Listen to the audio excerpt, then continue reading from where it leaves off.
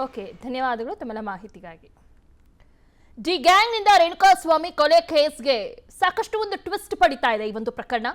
ಪವಿತ್ರ ಗೌಡ ಮಾತ್ರವಲ್ಲ, ಮತ್ತಿಬ್ಬರು ನಟಿಯರಿಗೂ ಕೂಡ ಕಾಟ ಕೊಟ್ಟಿದ್ದಂತೆ ಈ ರೇಣುಕಾಸ್ವಾಮಿ ಅನ್ನೋ ಒಂದು ಆರೋಪ ಇದೆ. ಟಾರ್ಚರ್ಗೆ ಒಳಗಾಗಿದ್ದ ಆ ಇಬ್ಬರು ನಟಿಯರು ಯಾರೋ ಹಾಗಿದ್ರೆ ಅಂದೇ ಪೊಲೀಸರು ಎಚ್ಚುತ್ತಿದ್ರೆ ಒಂದು ದೊಡ್ಡ ಅನಾಹುತ ತಪ್ಪಿತ್ತು. ಇಲ್ಲಿವರೆಗೂ ಬರ್ತಾ ಇರಲಿಲ್ಲ. ಆ ದಿನಾನೇ ರೇಣುಕಾಸ್ವಾಮಿ ಅವರನ್ನ ಅರೆಸ್ಟ್ ಮಾಡಿದ್ದಿದ್ರೆ ಅವರು ಸಾಯ್ತಿರ್ಲಿಲ್ಲ. ವಿಸ್ತಾರ ನ್ಯೂಸ್ ನಲ್ಲಿ ರೇಣುಕಾಸ್ವಾಮಿಗೆ ಸಂಬಂಧಿಸಿದ ಎಕ್ಸ್ಕ್ಲೂಸಿವ್ ಸ್ಟೋರಿ ನಿಮ್ಮ ಮುಂದೆ. ಹಾಗಿದ್ರೆ ಆ ನಟಿ ಯಾರು, ಯಾರಿಗೆ ಈ ರೀತಿಯಾದ ಮೆಸೇಜಸ್ ಅನ್ನ ಕಳಿಸಿದ್ರು? ಅಶ್ಲೀಲ ಮೆಸೇಜ್ ಕಳಿಸುವುದೇ ರೇಣುಕಾ ಚಾಳಿಯಾಗಿತ್ತ ಹಾಗಿದ್ರೆ? ಕೇವಲ ಪವಿತ್ರಗೆ ಮಾತ್ರ ಅಲ್ಲ, ಅಶ್ಲೀಲ ಮೆಸೇಜಸ್ ಅನ್ನ ಇನ್ನೂ ಇಬ್ಬರು ನಟಿಯರಿಗೆ ಕಳಿಸಿದ್ರು. ಇಬ್ಬರು ಕಿರುತೆರೆ ಕಲಾವಿದರಿಗೂ ಕೂಡ ಮೆಸೇಜ್ ಅನ್ನ ರೇಣುಕಾಸ್ವಾಮಿ ಕಳಿಸಿದ್ರ ಹಾಗಿದ್ರೆ? ಕೇವಲ 3 ತಿಂಗಳ ಹಿಂದೆ ಇಬ್ಬರು ಕಿರುತೆರೆ ಕಲಾವಿದರಿಗೆ ಮೆಸೇಜ್ ಮಾಡಿದ್ದಾರೆ ಅಶ್ಲೀಲವಾಗಿ ಅನ್ನೋ ಒಂದು ಆರೋಪ ಇದೆ ಅವ್ರ ಮೇಲೆ. ನನಗೆ ಹುಡುಗಿಯರ ಜೊತೆ ಏಕಾಂತವಾಗಿ ಸಮಯ ಕಳೆಯೋದು ಇಷ್ಟ, ಅಶ್ಲೀಲ ಮೆಸೇಜ್ ಮಾಡಿ ಪ್ರಾಣ ಹಿಂತಿದ್ರಂತೆ ರೇಣುಕಾಸ್ವಾಮಿ. ಈ ರೀತಿಯಾದಂತ ಒಂದು ಆರೋಪವನ್ನ ಆ ಕಿರುತೆರೆ ನಟಿಯರು ಮಾಡಿದ್ದಾರೆ. ಮಾರ್ಚ್ ತಿಂಗಳಲ್ಲೇ ಅವರು ಕಂಪ್ಲೇಂಟ್ ಕೊಡೋಕ್ಕೂ ಕೂಡ ಹೋಗಿದ್ದಾರೆ. ಆದ್ರೆ ಆ ಕಂಪ್ಲೇಂಟ್ ಅನ್ನ ದಾಖಲಿಸಿಕೊಂಡಿರಲಿಲ್ಲ. ಬಹುಶಃ ಪೊಲೀಸರು ಈ ಒಂದು ಪ್ರಕರಣವನ್ನ ಸೀರಿಯಸ್ ಆಗಿ ತೆಗೆದುಕೊಂಡಿದ್ದಿದ್ರೆ ರೇಣುಕಾಸ್ವಾಮಿ ಅವರು ಇಷ್ಟೊತ್ತಿಗೆ ಪೊಲೀಸ್ ಠಾಣೆಯಲ್ಲಿ ಇರ್ತಾ ಇದ್ರು, ಒಂದು ವೇಳೆ ಏನಾದ್ರೂ ಆ ಆರೋಪ ಸಾಬೀತಾಗಿದ್ದಿದ್ರೆ. ಬಟ್ ಪೊಲೀಸರು ಬಹಳ ನಿರ್ಲಕ್ಷ್ಯವನ್ನ ತೋರಿದ್ರು. ಅದರ ಪರಿಣಾಮನೇ ಇಲ್ಲಿವರೆಗೂ ಬಂದು ಮುಟ್ಟಿದೆ. ಈ ರೀತಿಯಾದಂತಹ ಪ್ರಕರಣಗಳನ್ನ ಪೊಲೀಸರು ಕೂಡ ಸೀರಿಯಸ್ ಆಗಿ ತೆಗೆದುಕೊಳ್ಬೇಕಾಗತ್ತೆ. ಇನ್ಸ್ಟಾಗ್ರಾಮ್ನಲ್ಲಿ ರೀಲ್ಸ್ ಮಾಡುತ್ತಿದ್ದ ಇಬ್ಬರು ನಟಿಯರು,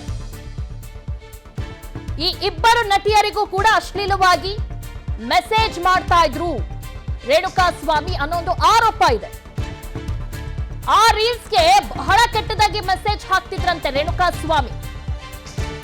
ಗೌತಮ್ ಹೆಸರಲ್ಲಿ ಇನ್ಸ್ಟಾಗ್ರಾಮ್ನಲ್ಲಿ ಖಾತೆ ತೆರೆದು ಅಶ್ಲೀಲವಾಗಿ ಮೆಸೇಜ್ ಮಾಡ್ತಿದ್ರು. ಪೊಲೀಸ್ ಅಧಿಕಾರಿಯ ಮಗ ಅಂತ ರೇಣುಕಾಸ್ವಾಮಿ ಅವರು ಹೇಳ್ತಿದ್ರು. ಇದನ್ನ ಸ್ವತಃ ನಟಿಯರು ಪೊಲೀಸರು ಮುಂದೆ ಹೇಳಿದ್ದಾರೆ.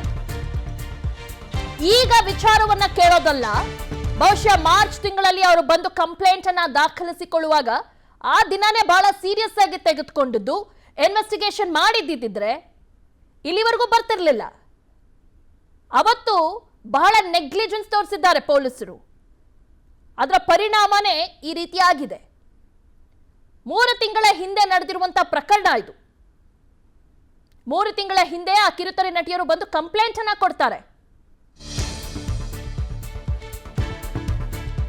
ಮಾರ್ಚ್ 25ನೇ ತಾರೀಕು ಠಾಣೆಗೆ ದೂರು ನೀಡಲು ಹೋಗಿದ್ರು ನಟಿಯರು.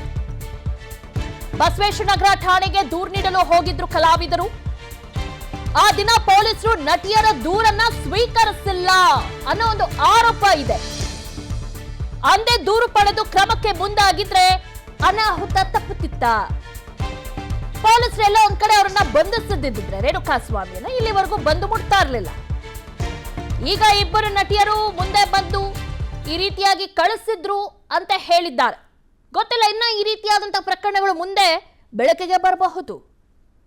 ಹಾಗಿದ್ರೆ ರೇಣುಕಾಸ್ವಾಮಿ ಅವರು ಈ ರೀತಿಯಾಗಿ ಅನೇಕ ಜನರಿಗೆ ಕಳಿಸಿದ್ರ? ಸುಮ್ಮನೆ ಯಾರು ಆರೋಪ ಮಾಡೋದಿಲ್ಲ, ಬಟ್ ಈ ನಟಿಯರು ಆರೋಪ ಮಾಡಿದ್ದಾರೆ. ಬಹುಶಃ ಮುಂದಿನ ದಿನಗಳಲ್ಲಿ ಅದಕ್ಕೆ ಪ್ರೂಫ್ ಕೂಡ ಕೊಡಬಹುದೇನೋ. ಬಟ್ ಈಗ ಸದ್ಯಕ್ಕೆ ಆರೋಪ ಅಷ್ಟೇ. ಅನುಕ್ಷಣದ ಸುದ್ದಿಗಳಿಗಾಗಿ ವಿಸ್ತಾರ ನ್ಯೂಸ್ ಯೂಟ್ಯೂಬ್ ಚಾನೆಲ್ ಸಬ್ಸ್ಕ್ರೈಬ್ ಮಾಡಿ. ಹೊಸ ಸುದ್ದಿಗಳ ನೋಟಿಫಿಕೇಶನ್ಗಾಗಿ ಬೆಲ್ ಐಕಾನ್ ಕ್ಲಿಕ್ ಮಾಡಿ. ಲೇಟೆಸ್ಟ್ ಅಪ್ಡೇಟ್ಸ್ಗಾಗಿ www.vistaranews.com ವೆಬ್ಸೈಟ್ಗೆ ವಿಸಿಟ್ ಮಾಡಿ. ಅಂಗೈಯಲ್ಲೇ ಜಗತ್ತಿನ ಸುದ್ದಿ ತಿಳಿಯಲು ವಿಸ್ತಾರ ನ್ಯೂಸ್ ಕನ್ನಡ ಆಪ್ ಡೌನ್ಲೋಡ್ ಮಾಡಿ.